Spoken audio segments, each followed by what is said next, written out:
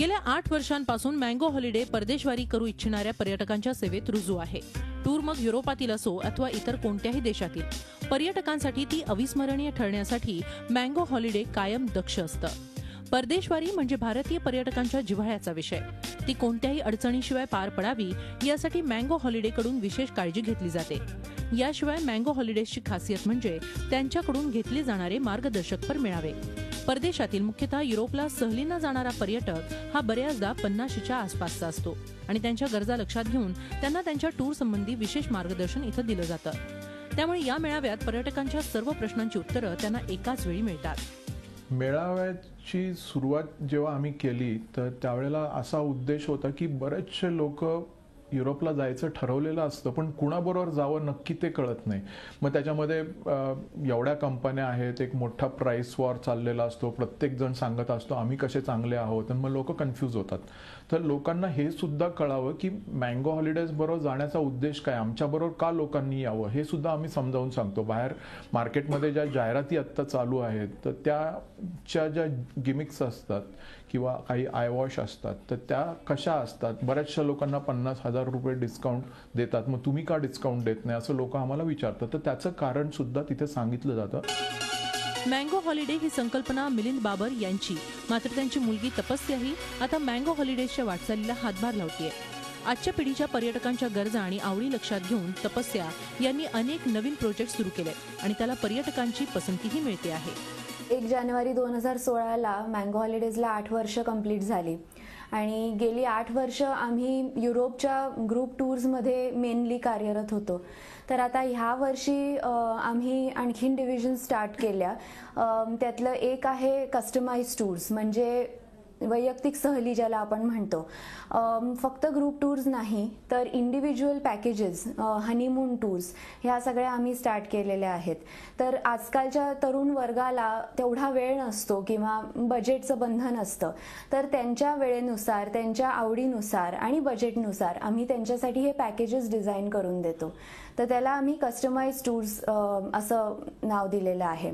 तर ती डिव्हिजन आमची चालू आहे आणि खूप छान प्रतिसाद मिळालेला आहे.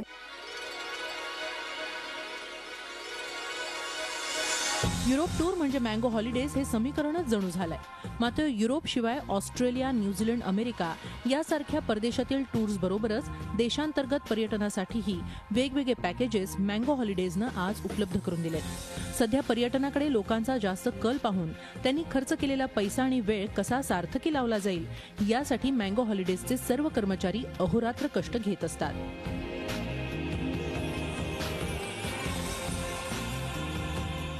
जसं आपला एक कोहिनूर, आपला हिरा हा तिकडे जाऊन आपण बघतो, त्याची हिस्ट्री कळते. युरोपचं मेन हिटलर, त्याची हिस्ट्री पूर्णतः आपण डकाऊ कॉन्सन्ट्रेशन कॅम्पला बघतो. अशा छोट्या छोट्या बारकाई गोष्टी आपण सगळे करतो. इंडियन फूडचा जो मेन टेस्ट आहे ते माउंट इटलीसवर घेण्याची मजाच काही वेगळी आहे.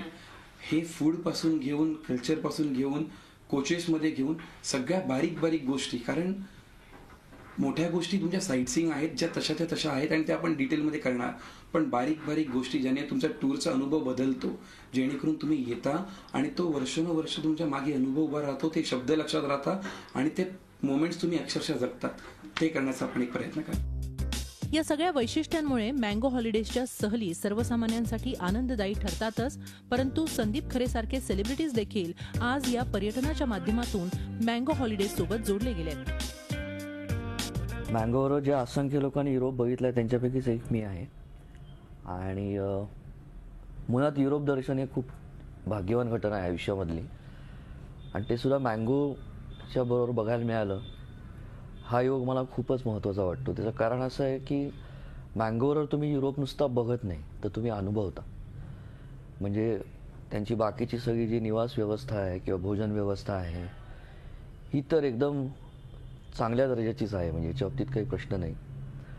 परंतु युरोप हा स्वतः एक मोठा इतिहास असलेला खंड आहे आणि प्रत्येक देशाला, प्रत्येक जागेला काही ना काहीतरी इतिहास आहे, काही ना काहीतरी गोष्ट आहे. तर नुसतं तुम्ही बघत राहण्यापेक्षा ज्यावेळेला मँगो जे स्वतः बाबर मायावर आले होते त्यावेळेला किंवा त्यांच्या हाताखाली तयार झालेली त्यांचे जे सगळे टूर गाईड्स आहेत हे तुम्हाला युरोपविषयी इतकं सुंदर समजावून सांगतात एकीकडे बसमध्ये की त्यामुळे तो युरोप जो आहे हा संपूर्ण जिवंत होऊन तुमच्यासमोर उभा राहतो.